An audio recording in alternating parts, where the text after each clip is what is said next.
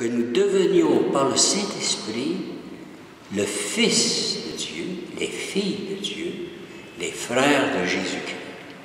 Et c'est par le feu de l'Esprit Saint au matin de la Pentecôte que les langues de feu ont percé l'âme de ces 12 apôtres, comme disait Saint Grégoire le Grand, des apôtres ignorants et très peu éduqués, n'est-ce pas, qui n'avaient même pas le courage de défendre le Christ au Jardin des Oliviers, excepté Pierre, où tout le monde s'est sauvé, transformer ces 12 apôtres en héros de l'Évangile. Dieu de l'univers, le ciel et la terre sont remplis de ta gloire. Hosanna au plus haut des cieux. Le Seigneur soit avec vous. Évangile de notre Seigneur Jésus-Christ selon saint Matthieu. Jésus était en route, 2 aveugles le suivirent en criant « Aie pitié de nous, fils de David !» Quand il fut dans la maison, les aveugles l'abordèrent et Jésus leur dit « Croyez-vous que je peux faire cela ?» Ils répondirent « Oui, Seigneur. » Alors il leur toucha les yeux en disant « Que tout se fasse pour vous selon votre foi. » Leurs yeux s'ouvrirent et Jésus leur dit sévèrement « Attention que personne ne le sache. » Mais à peine sortis, ils parlèrent de lui dans toute la région. Acclamons cette parole de Dieu. Louange à toi, Seigneur Jésus.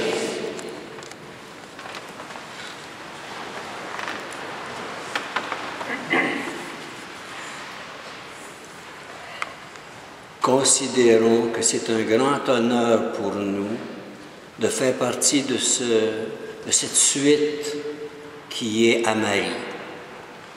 Elle est celle qu'on appelle la co-rédemptrice.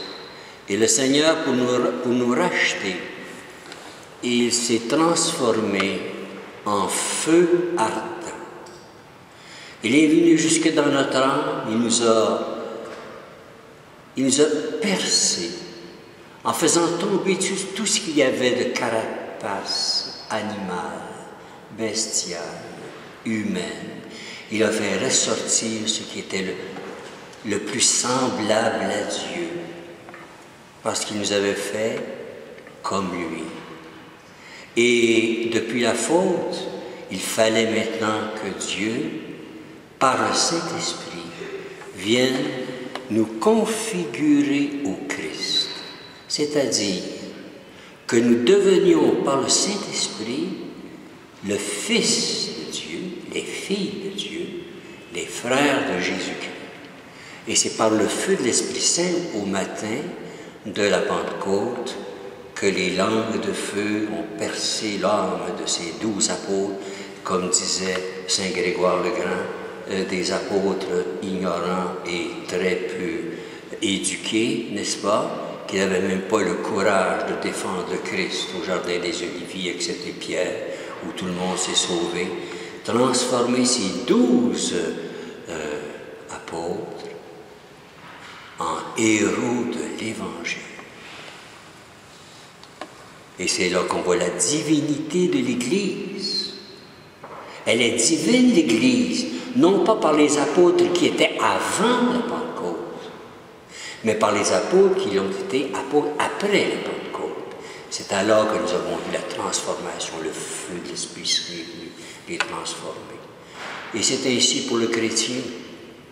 Nous luttons beaucoup contre le mal, nous voulons que le bien se fasse, mais nous ne pourrons jamais le faire. Et quand on parle du bien, on parle de l'évangélisation des gens, des cœurs, des esprits, des consciences. Nous voulons que l'évangélisation se fasse, mais elle ne se fait pas sans l'ardent feu de l'Esprit Saint. Et c'est pourquoi Marie, cette flamme de feu, ce feu qui vient par elle, petite flamme, et puis prédit dans les révélations qui prend les devants pour préparer le chemin du Seigneur, la flamme d'amour. Elle est là pour mettre dans notre cœur cette flamme d'amour que l'Esprit Saint vient réveiller en un incendie. Elle a été là, Marie, parce qu'elle a eu ce pouvoir du Christ. Au jour de la Pentecôte, les apôtres, ne nous faisons pas d'illusions. Les apôtres étaient des ignorants, des instruits, des simples d'esprit. Vous savez, quand le Christ parle aux ses apôtres, il leur dit « Je vais monter à Jérusalem, je vais être livré aux mains des Juifs, je vais être flagellé, je vais être crucifié. » Il s'attendait sur le chemin que le Seigneur, que les apôtres aient de la compassion, une certaine pitié pour lui. Comment, maître? Qu'est-ce qui va arriver? Expliquez-nous, on ne veut pas ça. Non, non, pas du tout, non, pas du tout, pas du tout. Ils ont commencé à faire. Seigneur, ordonnez que moi je sois à votre droite, puis l'autre soit à votre gauche dans le royaume de Dieu. Ordonnez ça, ben oui. Ça fait fins finaux, des grands fins finaux. Je disais un jour dans une retraite que je prêchais, les mots, il faut faire attention aux mots qu'on dit. Mais il y a des fois qui nous viennent et qui sont vrais. Des zoins-zoins. Des zoins-zoins. Parler comme ça, c'est des zoins-zoins. Le Christ était là, dans le jardin de l'agonie, dans le jardin des Oliviers, n'est-ce pas, sur l'agonie. Il avait dit aux apôtres, veillez et priez avec moi. Celui qui l'a vu, là, qui suintait du sang de son front, il y a un apôtre qui l'a vu. Il était là, les 12 étaient là, il n'y avait rien que les 12. Il y en a un des deux ou trois qui ont vu qu'il suintait du sang de son front dans son angoisse. Est-ce qu'ils se sont levés pour aller vers le Seigneur, le Maître, le toucher à l'épaule, le serrer contre leur cœur? Est-ce qu'ils ont fait ça? Non. Pourquoi? Parce qu'un zoin-zoin ne pense pas à ça. Il ne pense pas à ça. Parce que lui, la sympathie, l'empathie, c'est loin dans sa tête. Alors, le jour où la Pentecôte est venue, n'est-ce pas? Le jour où l'Esprit Saint est descendu au Cénacle, ils étaient réunis, pas parce qu'ils étaient assez intelligents pour se réunir ensemble, c'est parce qu'il y avait Marie qui les a réunis. Venez-vous-en, les grands garçons. On va aller prier. Il y a quelque chose qui va se passer.